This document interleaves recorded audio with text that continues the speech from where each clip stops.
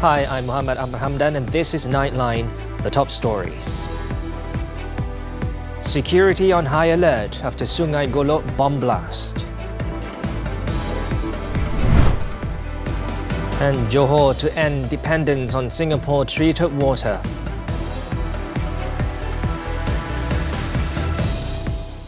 Good morning. Security along Sungai Golok has been heightened following an armed attack and bomb explosion in Thailand's Narathiwat province late on Saturday. Inspector General of Police Tan Sri Razaruddin Hussein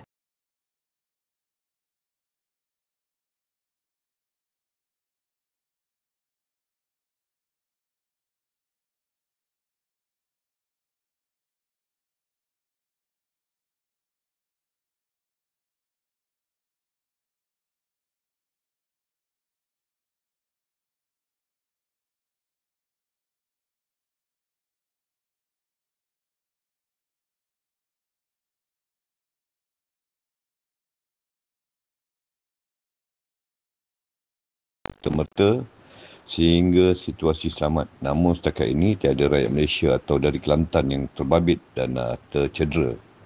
He said the police are also working closely with their Thai counterparts, exchanging information in efforts to track down those responsible for the incident. It was reported that several assailants opened fire and planted an explosive outside the Sungai Golok district office on Saturday night, killing 2 police volunteers and injuring 8 others.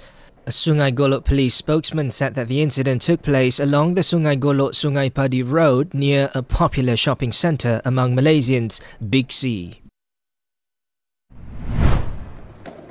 Malaysians planning to travel to Thailand, particularly the provinces of Yala, Patani and Narathiwat, have been advised to postpone their trips due to the recent security incidents. In a travel advisory, the Foreign Ministry urged Malaysians to avoid non-essential travel to the affected areas. Those who must travel are advised to exercise caution and remain vigilant at all times. The advisory also stated that the ministry, through the Consulate General of Malaysia in Songkhla, is closely monitoring the situation in the 3 provinces following recent security incidents. As a precautionary measure, Malaysians currently in these provinces are urged to register their presence with the Consulate General of Malaysia in Songkhla. They also can contact the consulate in the event of an emergency. Meanwhile, Thailand's Prime Minister Paetongtarn Shinawatra on Sunday said that security forces might be increased in the south following fatal insurgent attacks on Saturday night. Speaking to reporters, the Prime Minister said that night shift security forces should be reinforced. However, she added that she would first need to consult with the relevant security agencies. She said the number of security forces would definitely have to be increased and explained that such attacks negatively impact public morale, making it essential to tighten security. The Foreign Ministry has been commended for its role in strengthening Malaysia's image on the global stage. Prime Minister Datuk Sri Anwar Ibrahim expressed pride in the commitment showed by Wisma Putra personnel. Pengalaman saya bersama-sama dalam kunjungan dan keluar negara ASEAN, terutamanya beberapa negara luar, saya melihat prestasi membanggakan bukan saja diri saya tapi juga kepada negara. The Prime Minister said this during a breaking of fast event hosted by the Foreign Ministry in Putrajaya. At the same time, Anwar urged Muslims to embrace the blessings of Ramadan, emphasizing that the holy month is not only about fasting but also about sincerity and fostering compassion. Among those in attendance were Media Prima Group Chairman Datuk Sri Dr. Syed Hussein Al-Junaid and Media Prima Group Managing Director Rafiq Razali.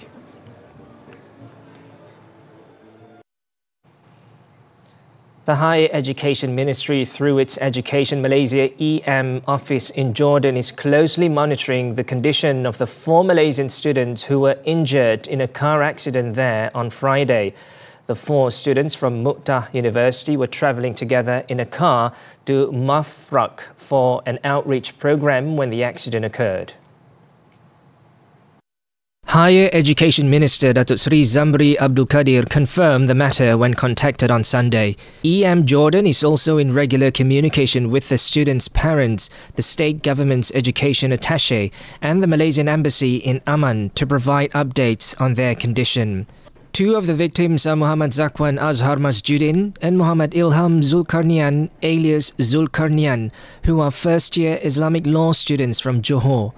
Another victim was identified as Sumaya Azamuddin, a second-year Islamic law student from Selangor. All three suffered minor injuries and are reported to be in stable condition at Karak Government Hospital. The fourth victim, Fatimah Nuha Mustaza, a second-year Arabic language and literature student from Kuala Lumpur, suffered serious injuries and has been transferred to Dar Al Salam Hospital in Amman for further treatment. Meanwhile, Fatimah Nuha is still in critical condition, reportedly suffering from 3 broken ribs and a brain hemorrhage. The update was shared by the president of the Malaysian Students Association at Mu'tah University, Muhammad Amar Baihaki Sayuti, when contacted. Sebenarnya perlukan pembedahan segera, perlu dipindahkan daripada Mu'tah, perlu pindah kepada Aman di ibu negara, sebab di Mu'tah tak ada spesialis. Jadi perlu pindah ke Aman untuk assign semua tu. Kena ada sign lah daripada kedutaan. Now, Selangor Menteri Besar Datuk Seri Amiruddin Syari said that the state government is ready to assist the families of the 2 students from Selangor, Fatimah Nuha and Sumaya, who were involved in the road accident in Jordan. He had also visited Fatimah Nuha's parents on Sunday to personally contribute some financial assistance. Both her parents were scheduled to depart for Jordan on Sunday night to be with their daughter, who is currently receiving treatment at a hospital in Amman. He also said that his office will remain in contact with the students' next of kin and will continue to monitor the situation.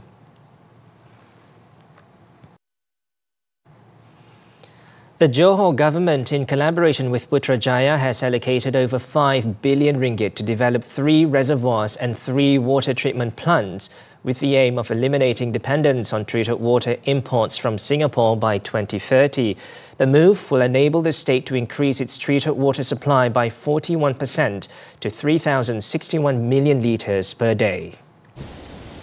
The initiative includes the construction of 3 new reservoirs along Sungai Johor, Sungai Pontian Besar and Sungai Sedili Besar, with a total cost of 1.6 billion ringgit, as well as 3 water treatment plants, which will require an additional 3.5 billion ringgit.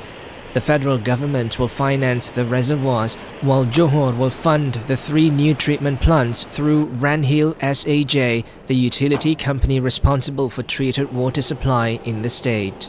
Johor's Public Works, Transport, Infrastructure and Communications Committee Chairman Muhammad Fazli Muhammad Saleh said the reservoirs and plants were a crucial part of Malaysia's Zero Dependency project aimed at reducing reliance on treated water from Singapore. This is also to support the state's rapid industrial growth, particularly in data centres and manufacturing. On Saturday, Johor Menteri Besar Dato' On Hafiz Ghazi said the 1.6 billion ringgit reservoirs would significantly boost water reserves to meet the increasing demand from both residents and industries, especially within the Johor-Singapore Special Economic Zone, JSSEZ. Currently, Johor imports an average of 16 million gallons of treated water per day from Singapore, far exceeding the 5 million gallons of treated water per day required under the Johor River Water Agreement 1962. This is because local treated water costs nearly 1 ringgit 80 cent per cubic metre, compared with Singapore's 11 cent per cubic metre. In the meantime, the federal government has allocated 2 billion ringgit this year to address the issue of non-revenue water NRW nationwide. Deputy Prime Minister Datuk Seri Fadilah Yusof said the funds will be distributed to the respective states in stages as needed. Fadilah, who is also the Energy Transition and Water Transformation Minister, stated that 2 key approaches will be implemented as part of efforts to improve the national NRW program 2025-2030. Under the new approach, grants will be provided to state governments where NRW levels exceed 40% to replace aging pipes and install new water meters. Meanwhile, states with NRW levels below 40% will receive matching grants covering 50% of the costs. Alhamdulillah, pencapaian setakat ini daripada tahun lepas program kita laksanakan mencapai hasratnya. Jadi tahun ini kita akan teruskan program ini untuk memastikan target kita mengurangkan NRW peringkat nasional ke tahap kurang daripada 35%. Maknanya kalau dapat kita nak capai kepada 30%. Fadila said this after attending a bubur lambut distribution event in Kuching earlier on Sunday. He added that Sarawak qualifies for the grant as its NRW rate currently exceeds 40%. A total of 200 university students from the Titiwangsa parliamentary constituency received 1,000 ringgit each in financial aid to support their studies. Plantation and Commodities Minister Datuk Seri Johari Abdul Ghani said the annual program aims to assist students in need. Jadi dulu saya bagi laptop, tapi sekarang ni saya tak bagi laptop. Pasal some of them dah ada laptop. Tinggal lagi dia nak upgrade, tak cukup duit. Jadi saya bagi cash. Cek RM1,000.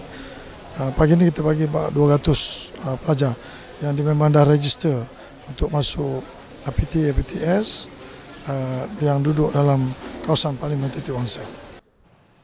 Speaking after presenting the aid at Dewan Yayasan Bena Nusa in Kuala Lumpur, Johari, who is also the Member of Parliament for Titiwangsa, shared that some students chose to forego the assistance as they already had sufficient resources. Instead, they opted to pass on the opportunity to peers who were more in need. In Kedah, a security guard charged at the Alostar Magistrates Court with murdering his mother last week has been ordered to undergo a 1-month psychiatric evaluation. The court issued the order against the accused in response to the prosecution's request for a mental assessment to be conducted before his plea could be recorded. 43-year-old Abdul Rahman Harun only nodded in understanding when the charge was read to him before Magistrate Nur Shifa Muhammad Hamza. However, no plea was recorded as the case falls under the High Court's jurisdiction. It was alleged that Abdul Rahman murdered 70-year-old Isa Saleh at their home in Kampung Bok Derga on March 2nd. In the incident, the accused allegedly went on a rampage before killing the victim, whose body was later found with burn marks. Abdul Rahman, who holds a mentally disabled person's card, will be sent to Hulu Kinta Hospital in Perak for the psychiatric evaluation on March 11th. The court then set April 10th for case remention. A woman who went viral for biting a Kuala Lumpur City Hall DBKL enforcement officer and refusing to cooperate has been fined 3,000 ringgit. Dang Wangi District Police Chief Assistant Commissioner Zulizmi Effendi Sulaiman said that the 30-year-old local woman was charged in court on Saturday.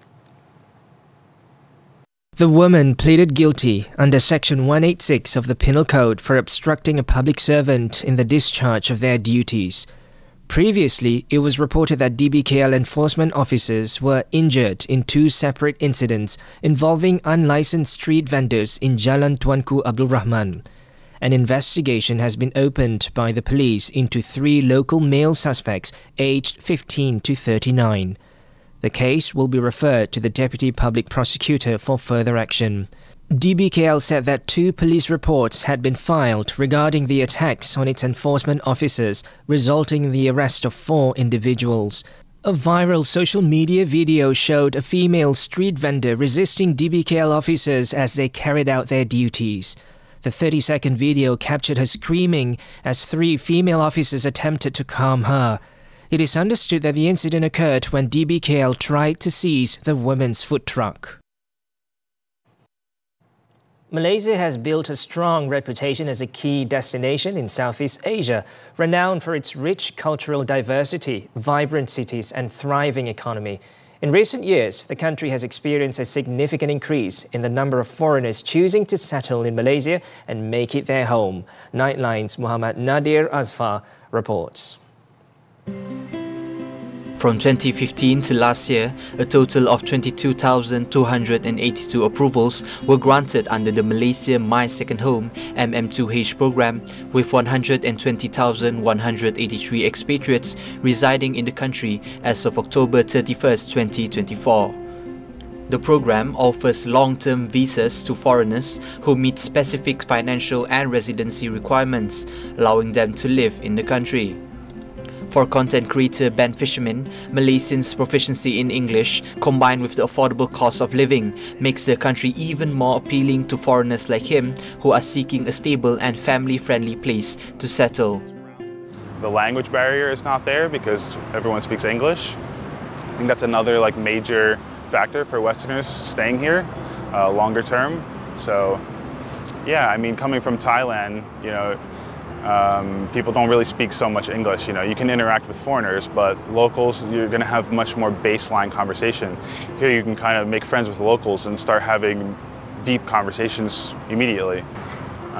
Their money goes so far here, so I think that's the #1 thing that's going to draw somebody to stay here long term, is they realize how much value they can get, how much their lifestyle can improve from leaving Europe, from leaving Australia, leaving US and staying here. University Professor Maurizio Rossini, an Italian who have been residing in Malaysia for 3 years, stated that Malaysia possesses certain attributes and elements that appeal to foreigners, making it an attractive destination for those looking to relocate. I love the idea, if I'm going to be in the position to have kids, to raise them here. I love the idea to have my kids being in a multicultural community, to be open. And again, it's such a safe place here. However, he noted that certain improvements should be made to the MM2H requirements to further attract potential expatriates to the country. Will be amazing, I believe, if they can review the policies, because at the moment, as they are very limited. People, usually very wealthy people, they might tend to go other countries, Again, as far as I know, it's Dubai, Abu Dhabi and Qatar, instead of coming to Malaysia. With its rich culture, friendly people and incredible food, Malaysia offers a vibrant and welcoming home for expatriates. From street markets, island getaways, for many, Malaysia is more than just a place to live, it is a place to call home. I'm Muhammad for Nightline TV3.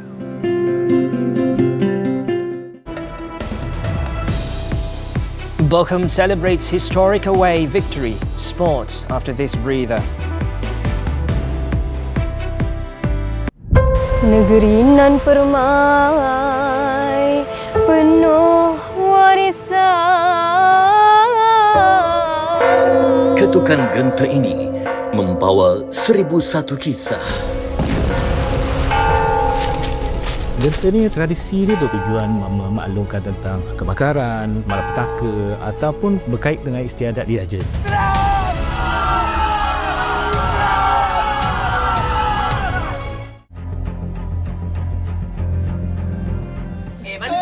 Seorang pelajar didera dan dipukul ekoran daripada kehilangan komputer riba. Ayah hantar awak pergi ke universiti, sihat walafiat badannya. Kembali anak saya dengan keadaan yang begitu mengecewakanlah.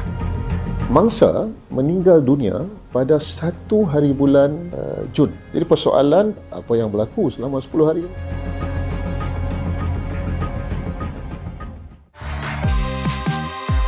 Sayang, cepat ke nangis tu kan awak tengok je. Hoi, awak nak pergi mana? Saya nak keluar. Bising sangat rumah ni, tak boleh fikir. Kalau lah ayah ada, tak payah sebut nama dia boleh tak? Ibu benci dia tahu. Ini mesti ada yang tak kena kan? Cuba cerita dengan Mama. Buat je Pak suka. Hoi. Bukan sekadar lafaz dua. Setiap Isnin hingga Jumaat 6.58 petang di Akasia TV3. Ahmad, ni kan nak balik kampung waktu raya ni. Habis kucing macam mana? Saya dah buat perancangan awal dah ni. Ambil je pet sitter ataupun hantar dekat hotel kucing. Penyakit kusta, apakah punca dan rawatannya? Kebersihan dan keselamatan makanan di bazar. Awasi risiko sakit perut dan keracunan. Kalau memandu di jalan raya tu, jangan terlalu ikutkan emosi. Takut nanti jadi pembuli di jalan raya. Harga emas ni lagi. Ini peluang untuk kita melabur ni dan juga cipta keuntungan. Saksikan Malaysia hari ini di aplikasi Tonton. Jam 10 pagi eksklusif di TV3. Sports, football, the German Bundesliga. Bochum left Bayern Munich fans speechless at the Allianz Arena with a come-from-behind 3-2 victory. Bochum looked to be headed home with their tails between their legs after Rafael Guerrero scored twice within the first 30 minutes. A curling effort in the 14th minute and a header in the 28th minute put Bayern in the driving seat. Jakov Medic managed to pull one back just after the half hour, and then the momentum shifted. João Palhinha was sent off for a poor challenge just before the break, and Bochum pounced. Ibrahima Sissoko levelled 6 minutes into the second half, and Mata Zero put Bochum ahead with 19 minutes on the clock, which they ran out to take the famous victory. Bayern, however, maintained their 8 points lead over second place Bayer Leverkusen after their close rivals also suffered a shocking defeat.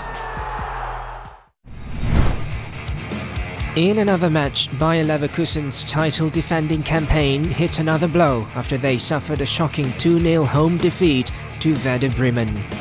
Bremen took the lead in the 7th minute through Romano Schmidt after a poor defensive display from Xabi Alonso's side. The hosts pushed for the equaliser, but Alex Garcia's free kick was denied by the crossbar before the break. The visitors sealed the win in the stoppage time with a counter-attack as substitute Justin Njima slotted past Lukas Hrdečky to make it 2-0. With this victory, Werder Bremen ended Leverkusen's 22-match unbeaten streak. Turning to basketball, the NBA, Draymond Green hit a go-ahead three-pointer with 35 seconds left, while Stephen Curry surpassed 25,000 points as the Golden State Warriors held off the Detroit Pistons 115-110.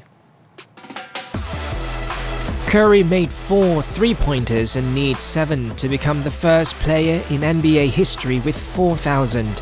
He had 32 points, making all 12 of his free throws.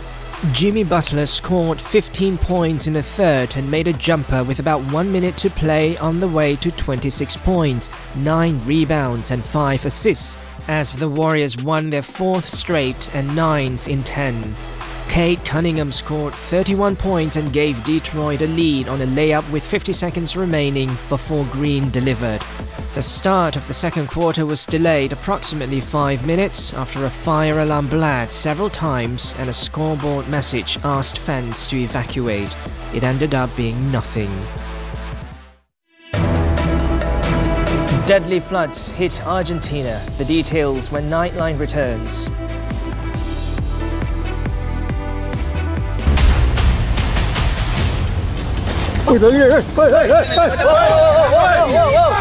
Warga emas gian morfin, pot pencawang jadi sarap. Masalah kesihatan jadi alasan ketagihan. Apa pasal you angkat itu barang? Asma. Kalau sakit biasa mari. Saksikan 999 Selasa jam 9 malam di TV3 dan stream sekarang melalui Tonton. Ahmad, ni kan nak balik kampung waktu raya ni. Habis kucing macam mana? Saya dah buat perancangan awal dah, Nem. Ambil je pet sitter ataupun hantar dekat hotel kucing. Penyakit kusta, apakah punca dan rawatannya? Kebersihan dan keselamatan makanan di bazar, awasi risiko sakit perut dan keracunan. Kalau memandu di jalan raya tu, jangan terlalu ikutkan emosi. Takut nanti jadi pembuli di jalan raya. Harga emas ni lagi. Ini peluang untuk kita melabur ni dan juga cipta keuntungan. Saksikan Malaysia hari ini di aplikasi Tonton. Jam 10 pagi eksklusif di TV3. Janji dengan saya, layan dan hormat saya sebagai seorang isteri. Aku memang sengaja simpan gambar tu. Kau kejam, Nazir. Kau kejam. Kau ingat kau boleh lari daripada aku? Ha? Susah sangat kan nak faham aku? Demi maruah aku. Sekam di dada mulai 11 Mac, Isnin hingga Jumaat 10 malam. Terbaru di Samarinda, TV3. Negeri nan permai penuh warisan. Ketukan genta ini membawa 1001 kisah. Lentera tradisi dia bertujuan memaklumkan tentang kebakaran, malapetaka ataupun berkait dengan istiadat diraja.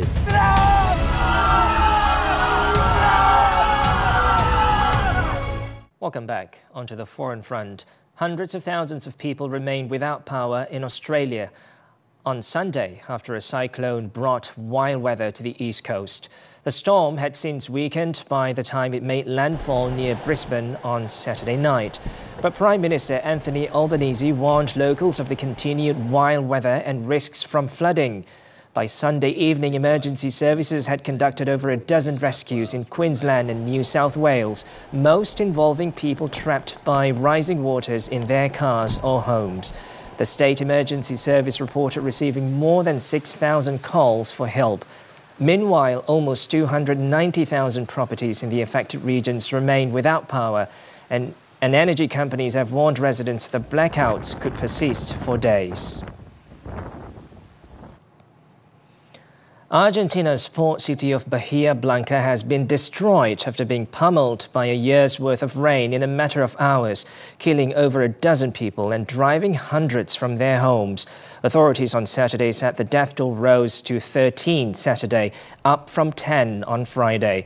The mayor's office said more casualties were possible in this city of 350,000 residents, located 600 kilometers southwest of Buenos Aires. The storm left much of the surrounding coastal area without power. At one point, city officials in Bahia Blanca suspended electricity due to the huge amount of water in the streets. The deluge also left hospital rooms underwater, turned neighborhoods into islands, and cut electricity to swaths of the city. Meanwhile, the government has now authorized emergency reconstruction aid of $9.2 million.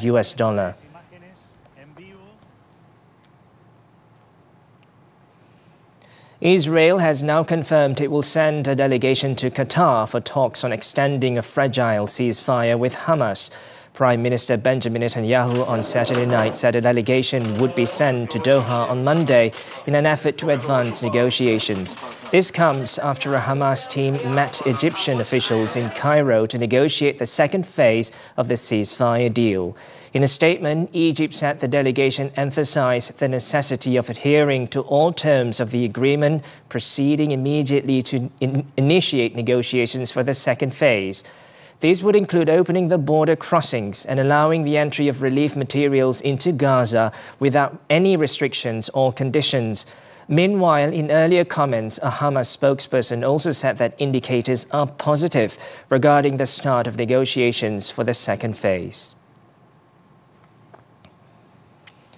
Former bank governor Mark Carney is widely expected to be named Canada's new Liberal leader, replacing Prime Minister Justin Trudeau when results from a vote of around 400,000 members are announced later on Sunday. Data released from the Angus Reid polling firm on Wednesday shows Canadians see Carney as the favourite choice to face off against US President Donald Trump, a trait that could offer the Liberals a boost over the opposition Conservatives. The other main challenger is Trudeau's former Deputy Prime Minister, Chrystia Freeland, who held several senior cabinet positions in the Liberal government that was first elected in 2015. Whoever wins the vote will take over from Trudeau as Prime Minister, but will soon face a general election that polls currently show the rival Conservative Party as slight favourites to win.